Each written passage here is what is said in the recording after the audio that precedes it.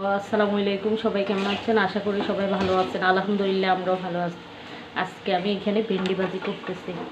ভেন্ডি ভাজিতে প্রথমে আমি তেল, পেঁয়াজ, রসুন দিয়ে ভেন্ডিটাকে হলুদ না দিয়ে একটু ভেজে নিয়েছি। এখন একটু হলুদ দিব আর একটু লেবুর রস দিব, যেন ভেন্ডিটা আঠা আঠা না হয়।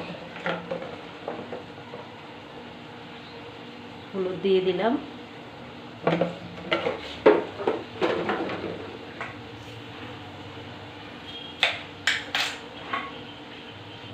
আর একটু লেবুর রস দিব, যেন ভেন্ডিটা আটা আটা না লাগে।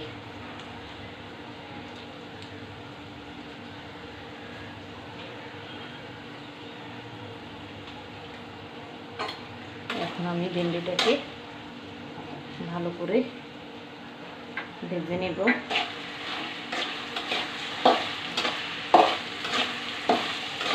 হলুদ, প্রথমে পেঁয়াজ, তেল, রসুন দিয়ে ভেন্ডিটাকে ভেজে ফেলে তারপরে কতক্ষণ ভেজে তারপর হলুদ দিলে কালারটা নষ্ট হয় না।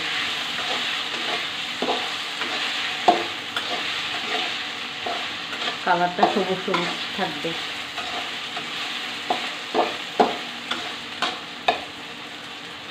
এখন আমি কিছুক্ষণ চুলার রাস্তা কমিয়ে দিব ভেন্ডিটা হওয়া পর্যন্ত।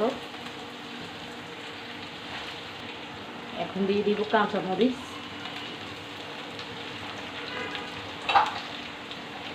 দিয়ে দিব ধনিয়া পাতা,